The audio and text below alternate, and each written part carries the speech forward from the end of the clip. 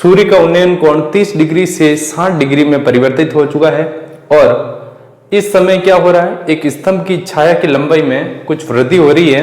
तो स्तंभ की लंबाई कितनी देर की है, 15 मीटर ऊंचा एक स्तंभ है। जब सूर्य का उन्नयन कोण 60 डिग्री से 30 डिग्री में बदल जाएगा तो अपन को ज्ञात करके बताना है कि छाया की लंबाई में वृद्धि कितनी हुई है। तो इसको ज्ञात करने के लिए हम दो त्रिभुज दिख रहे हैं, एक छोटा है और एक बड़ा है। अपन को क्या करना है, पहले आधार का मान ज्ञात करेंगे। दोनों त्रिभुजों को लेंगे।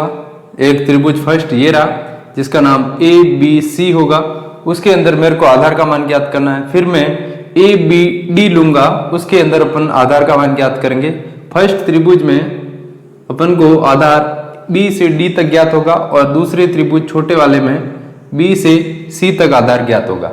फिर मैं क्या करूंगा, दोनों आधारों को माइनस कर दूंगा तो मेरे पास छाया के अंदर जो वृद्धि हुई है अर्थात सी से डी वाली, इस सी से डी वाली लंबाई को मैं ज्ञात कर लूंगा। तो चलिए हल करना स्टार्ट करते हैं। तो समकोण त्रिभुज, छोटा त्रिभुज ले रहा हूं मैं। सबसे पहले त्रिभुज ए बी सी में देखिए क्या ज्ञात करना है और क्या ज्ञात है। तो अपन को क्या ज्ञात करना है, आधार, और क्या ज्ञात है वो है लंब। आधार बटा लंब, आधार बटा लंब अपन जाते हैं तो आधार बटा लंब क्या होता है, वेरी गुड, कोट थीटा होता है। कोट थीटा आधार, आधार अर्थात BC और लंब का मान कितना है, लंब है अपने पास अर्थात 15 मीटर और थीटा, कोट थीटा, थीटा का मान कितना रखा जा रहा है, 60 डिग्री। अब कोट 60 का मान कितना होता है, कोट 60 का मान अपन को नहीं पता, लेकिन मैंने कोट tan 60 का मान उधर लिखा हुआ है। tan 60 का जो मान है वही विपरीत क्रम में कोट थीटा का होता है। इसलिए जब मैं इसका मान रखूंगा कोट 60 का तो मान कितना है, 1/√3। वज्र गुणा करेंगे, वज्र गुणा करते समय 15 ऊपर चला जाएगा तो 15/√3। आगे हल करने के लिए मैं यहाँ पर परिमेयकरण की प्रक्रिया अपनाऊंगा। परिमेयकरण करने पर अब √3 से एक बार गुणा एक बार भाग, तो ऊपर आएगा मेरे पास 15 × √3 और नीचे √3 का गुणा √3 से करिए तो क्या आएगा, वेरी गुड, 3 आएगा। और 3 का भाग में 15 में दे दूं तो 3 × 5 = 15 अर्थात 5√3 मीटर BC की लंबाई आएगी। और BC क्या है, छोटे त्रिभुज के अंदर आधार का मान है। अब मैं बड़े त्रिभुज के अंदर जाऊंगा और उसके अंदर भी मैं, तो अपन को यहां तक बड़े त्रिभुज में आधार ज्ञात करना, उससे पहले मैं लिख लूं कि मेरे पास BC बराबर 5√3 आ गया अर्थात BC बराबर 5√3। अब दूसरे त्रिभुज में जाऊंगा और मैं BD का मान ज्ञात करूंगा। अब दूसरे त्रिभुज में जब मैं जा रहा हूं तो AB, अब दूसरे त्रिभुज का नाम आ गया है ABD, आधार बटा लंब, आधार ज्ञात करना है, लंब अपन को पता है, वापस वही कोट थीटा, आधार ज्ञात करना, तो आधार का मान अब नाम चेंज होगा, B से D तक होगा। और लंब का मान कितना है, 15 मीटर। बराबर में जाऊंगा कोट थीटा, कोट थीटा अर्थात कोट 30 डिग्री। अब कोट 30 का मान कितना होता है, जो tan 30 का होता है उसी का विपरीत करिए तो अपने पास 15, कोट 30 का मान कितना आएगा, √3। tan 30 का 1/√3 है तो उल्टा करिए उसको तो √3 आएगा। अब BD बराबर क्या आएगा मेरे पास, 15 को ले जाइए गुणा करते हुए तो 15√3 मीटर। अब मेरे को क्या ज्ञात करना है कि छाया की लंबाई में कितनी वृद्धि हुई है। तो छाया की लंबाई में वृद्धि, इसको ज्ञात करने के लिए मैं, जो भी मेरे पास दो आधार ज्ञात हुए, एक 15√3 है और दूसरा 5√3 है, दोनों को माइनस करूंगा मैं अर्थात BD माइनस BC। 15√3 में से 5√3 माइनस करूंगा तो मेरे पास आएगा 10√3 मीटर। हो, आप चाहे तो यहां तक भी लिख सकते हैं और आगे आपको हल करना है तो 10√3 का मान होता है 1.732, 10 का गुणा किया जाएगा तो मेरे पास आएगा 17.32 मीटर। तो छाया में वृद्धि हो रही है 17.32 मीटर। तो उम्मीद है क्वेश्चन आपको समझ में आया होगा। चलिए अगले प्रश्न की ओर बढ़ते हैं। प्रश्न नंबर मैंने 22 लिया है। प्रश्न नंबर 22 के अनुसार ये कह रहा है कि एक नदी का पुल है, नदी के पुल किनारों पर, जैसे ये नदी का पुल है, नदी का पुल नदी के ऊपर बना हुआ है, तो इसमें बोला है कि पुल से नदी के सम्मुख किनारों के साथ कोण बनाया जा रहा है।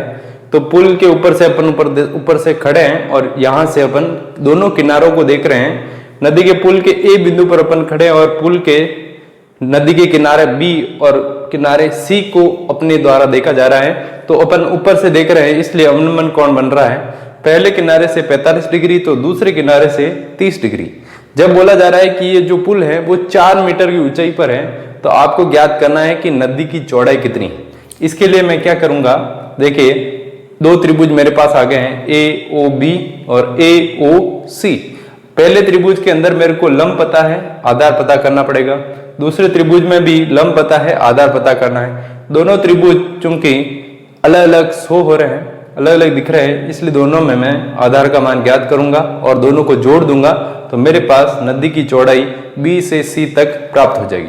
तो अपन शुरुआत करें तो समकोण त्रिभुज लेते हैं। पहला त्रिभुज लें, समकोण त्रिभुज ए ओ बी में आधार का मान ज्ञात करेंगे। आधार ज्ञात करना है और क्या पता है, लंब का मान ज्ञात है, बराबर आधार बटा लंब क्या होता है, वेरी गुड, कोण थीटा होता है। आधार का मान ज्ञात करना है, इसलिए इसका नाम ओ बी दिया जा रहा है।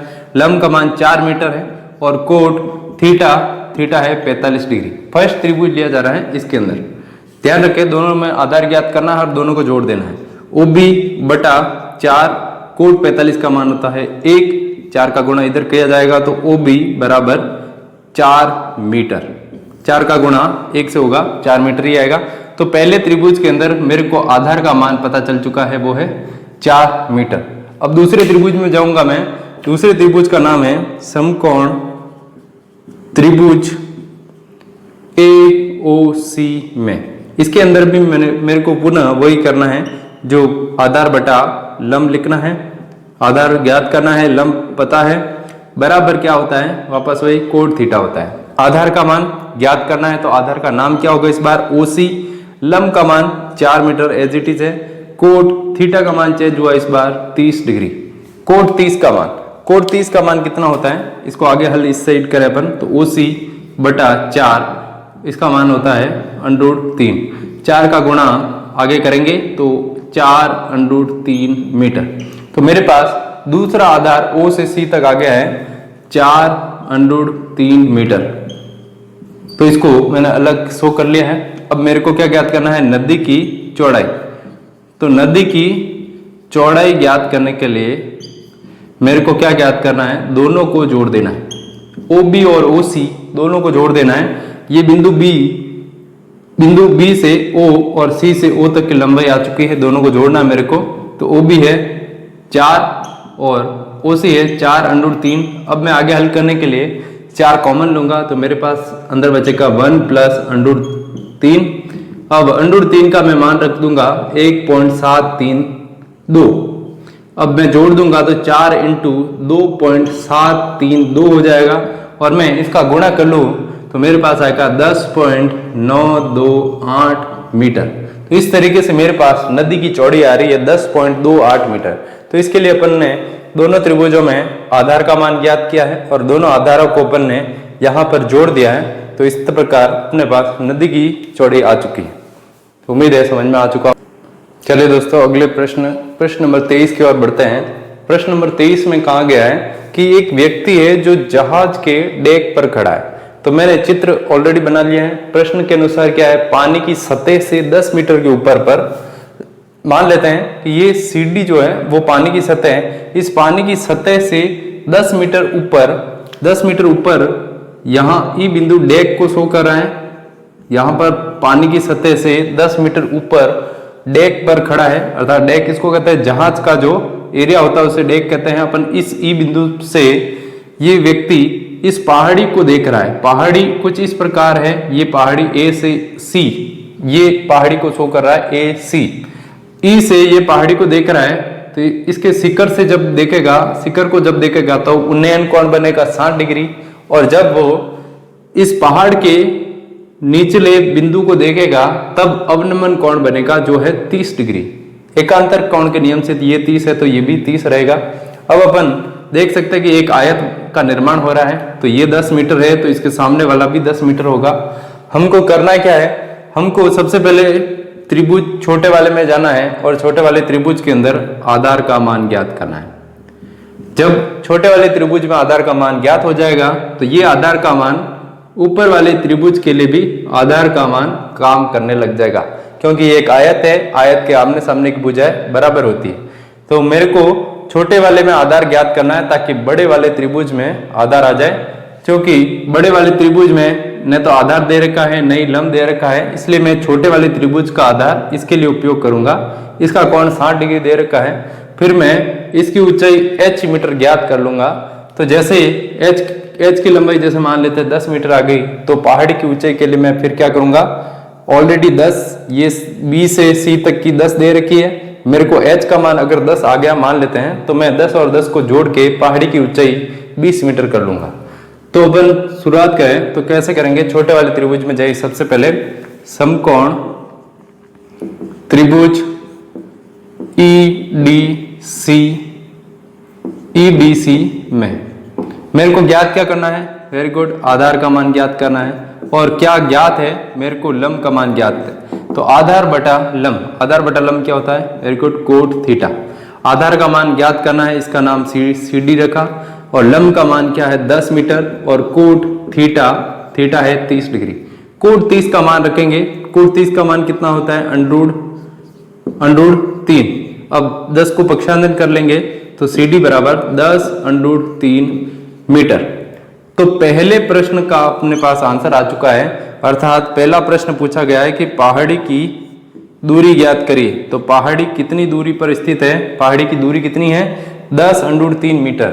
अगर मैं आगे हल करना चाहूं तो 10 इंटू 1.732 रखूंगा और 10 का गुणा करूंगा तो 17.32 मीटर, ये पहाड़ी की दूरी आ जाएगी डेक से। दूसरे प्रश्न की ओर बढ़ते हैं। दूसरा प्रश्न पूछा गया है कि पहाड़ी की ऊंचाई ज्ञात कीजिए। तो पहाड़ी की ऊंचाई के लिए मैं क्या करूंगा, क्योंकि मेरे पास आधार का मान 10 अंडरूट 3 मीटर आ चुका है, इसलिए समान आयत के आमने सामने की भुजाओं का प्रयोग करते हुए ये भी 10 अंडरूट 3 मीटर हो जाएगा। अर्थात दूसरा जो त्रिभुज मेरे पास है जिसका नाम है समकोण त्रिभुज ABE में अब मैं लंब का मान ज्ञात करूंगा। लंब ज्ञात करना है और आधार का मान अपन को हमारे पास आ चुका है। आधार का मान क्या है, 10 अंडरूट 3 बराबर क्या होता है, tan थीटा। लंब का मान ज्ञात करना है जिसको अपन ने h लिखा है। आधार पे जाएंगे, आधार कितना है 10 अंडरूट 3 बराबर tan थीटा का मान है 60 डिग्री। tan 60 का मान मैंने राइट हैंड साइड में लिख रखा है 10 अंडरूट 3। अब tan 60 का मान होता है अंडरूट 3, गुणा करेंगे तो h बराबर 10 अंडरूट 3 का गुणा आएगा अंडरूट 3 से। चूंकि अंडरूट 3 का गुणा अंडरूट 3 से 3 होता है, इसलिए मैं 3 लिखूंगा और गुणा करके क्या लिखूंगा 30 मीटर। तो h का मान कितना आ चुका है 30 मीटर। तो मैं चित्र में जाऊंगा, h कहाँ लिखा है, यहाँ, ये रहा 30 मीटर। अब आप जब समझ सकते हैं कि h कहाँ से कहाँ तक है, a से b तक है और b से c तक, ये भी 10 मीटर दे रखा ऑलरेडी। मेरे को पहाड़ की कुल ऊंचाई ज्ञात करनी है, तो मेरे को पहाड़ की ऊंचाई a से c तक ज्ञात करूंगा। a से c तक के लिए मैं 30 और 10 को जोड़ दूंगा, तो पहाड़ी की ऊंचाई कितनी आ जाएगी, पहाड़ी की ऊंचाई बराबर, दोनों को जोड़ दूंगा मैं 10 और 30 को 40 मीटर। तो मेरे पास पहाड़ी की ऊंचाई आ गई है 40 मीटर। तो इस प्रकार मैंने क्या किया, पहले त्रिभुज में आधार का मान ज्ञात किया, यह आधार का काम, ऊपर वाले त्रिभुज के लिए भी आधार का काम किया। फिर इसके अंदर आधार आ चुका है तो मैंने लंब का मान ज्ञात किया जो कि कितना है 30 मीटर। फिर मैंने 30 और 10 को जोड़ते हुए 40 मीटर पर पहुंच गया। ये आई पहाड़ी की ऊंचाई। और पहाड़ी की दूरी कितनी है, तो वो है 10 अंडरूट 3 अर्थात 17.32 मीटर। उम्मीद है ये क्वेश्चन बड़ा इजी लगा होगा और आपको समझ में आ गया होगा। चलिए दोस्तों अगले प्रश्न की ओर बढ़ते हैं। प्रश्न नंबर 24।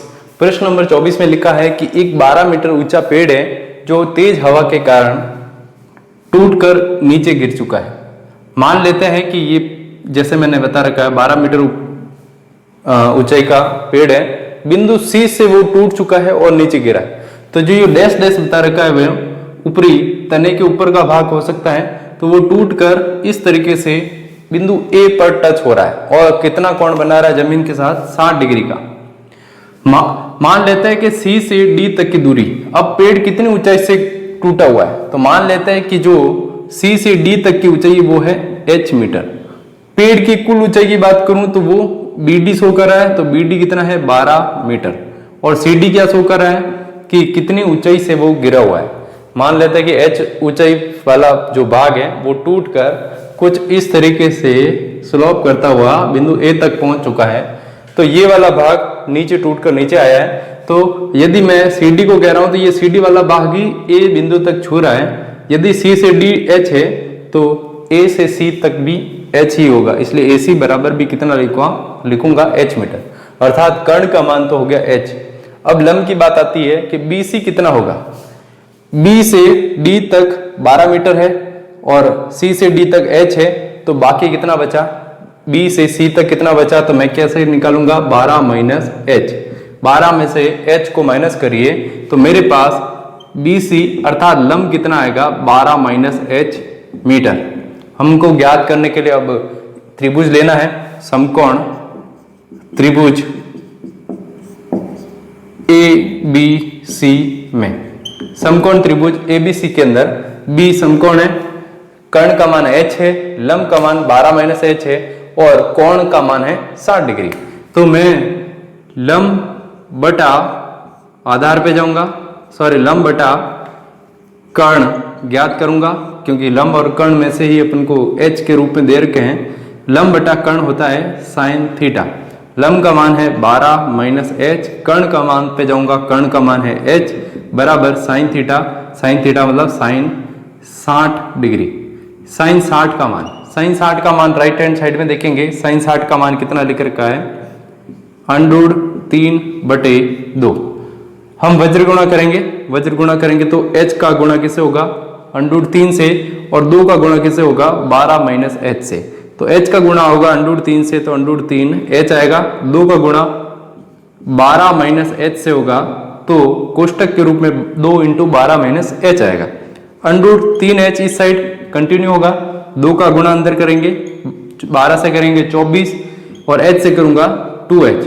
अब H वालों को एक साइड करिए तो 2H इस साइड लेकर आऊंगा तो प्लस 2H में कन्वर्ट हो जाएगा, और ऑलरेडी √3H इसी साइड है तो बराबर लिखूंगा 24। यहां पर मैंने माइनस 2H को इस साइड लेके आया और 2H लिखा प्लस में, और प्लस √3H ऑलरेडी है। अब H कॉमन ले लूंगा तो 2 प्लस √3 बराबर मेरे पास आएगा 24। आगे हल करूंगा तो इसके लिए क्या करूंगा 24, 2 प्लस √3 को भाग में ले जाइए तो 2 प्लस √3। अब भाग में अपन देखते हैं तो 2 प्लस √3 एक ऐसी संख्या हो चुकी है जिसमें अंडूड आ रहा है। तो जब भी अंडूड आता है तो अपन किस तरीके से हल करते हैं, अपन क्या करते हैं परिमेयकरण। तो आगे की प्रक्रिया अपन हल करने के लिए परिमेयकरण करेंगे। परिमेयकरण करने के लिए क्या किया जाता है, जो भी बटा में अपने पास संख्या लिखी हुई है उसका चिन्ह चेंज करते हुए अपन गुणा भाग करें। इस बार 2 प्लस √3 है तो 2 प्लस √3 गुणा भाग करने के लिए मैं क्या करूंगा, केवल इस चिन्ह को चेंज करूंगा तो 2 माइनस √3 लिखा जाएगा और बटा में 2 माइनस √3। और जब भी परिमेयकरण किया जाता है तो एक फॉर्मूला हमेशा उपयोग होता है a plus B a minus B बराबर क्या होता है a² माइनस b²। अब ये सूत्र मैं यहाँ प्रयोग करूंगा तो अंश के अंदर अपन सीधा सीधा लिखेंगे 24, 2 माइनस √3 तो 2 और √3 का मैं मान यहीं पर रख रहा हूं 1.732 बटा में जाऊंगा a plus B a minus B का फॉर्मूला a² माइनस b² उपयोग किया जाएगा। तो a² मतलब 2 का स्क्वायर, b² मतलब √3 का स्क्वायर। आगे हल करने के लिए 24 × 2 माइनस 1.732 करिए तो क्या आएगा, 2 में से 1.732 घटाऊंगा तो 1.732 ही 1.732, 2 में से 1.732 माइनस करेंगे तो अपने पास उत्तर कितना आएगा। देखिए इसको माइनस कैसे करना, 2.000 1.732 लिखा।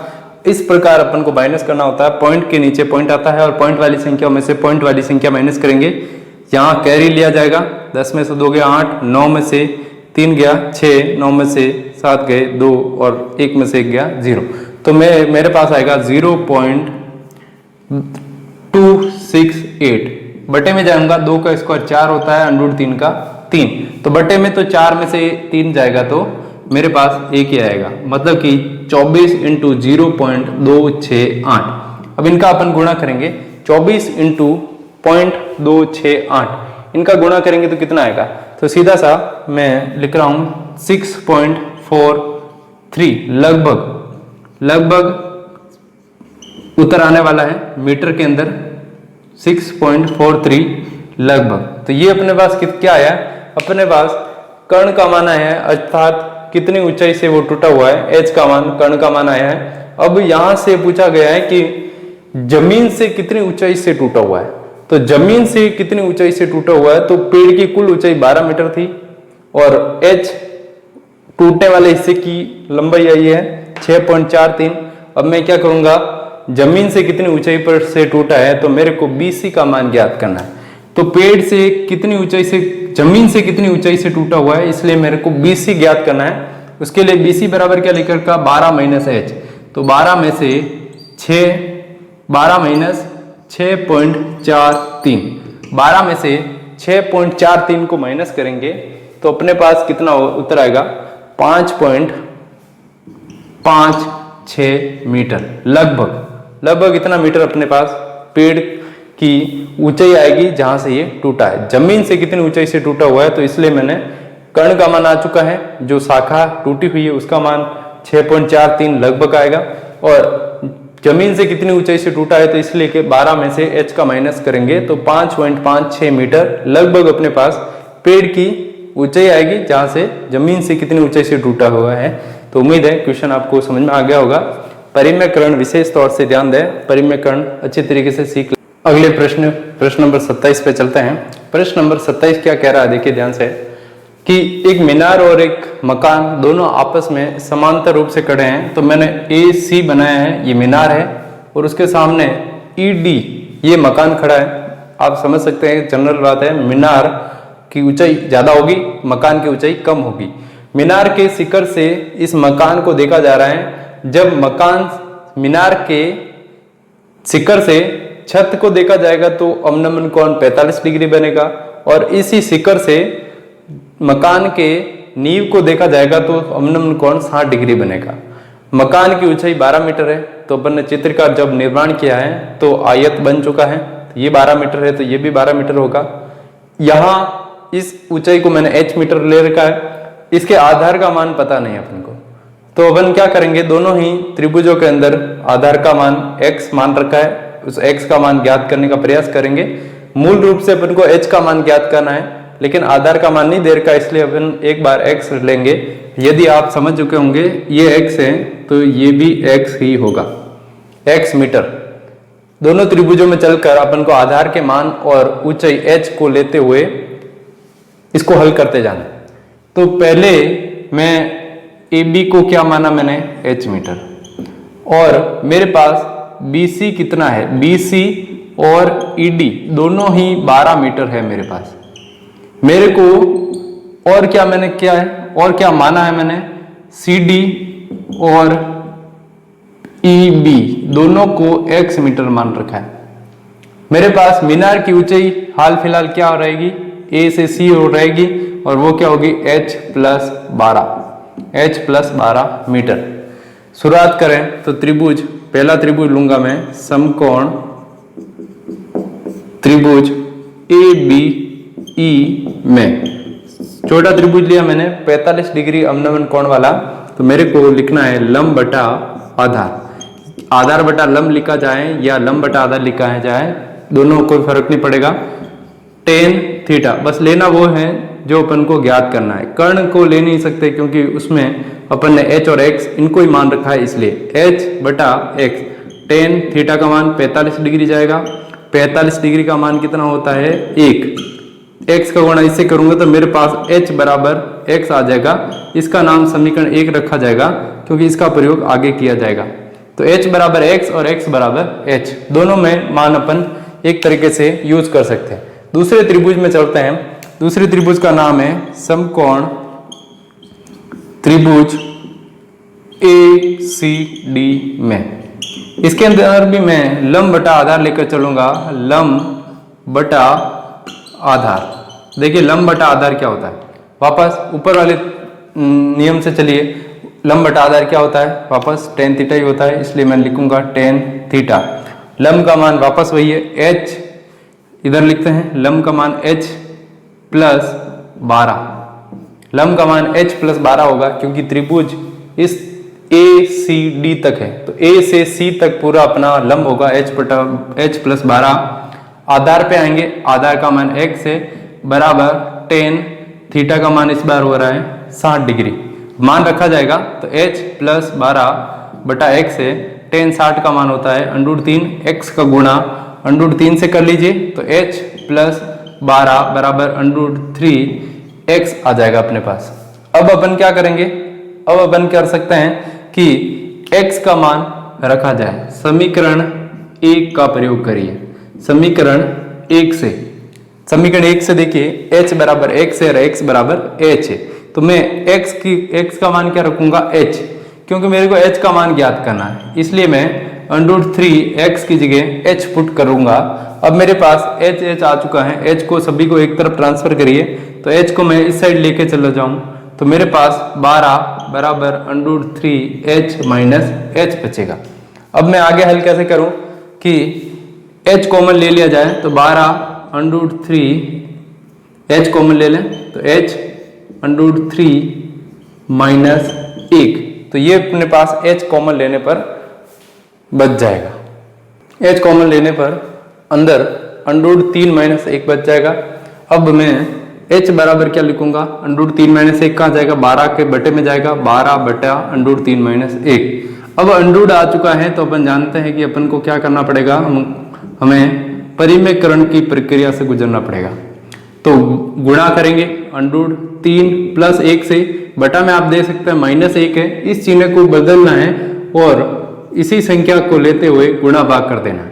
अब ये जब भी फॉर्मूला परिमेयकरण वाला लगता है तो फॉर्मूला कौन सा आता है, a plus B a minus B बराबर a² माइनस b²।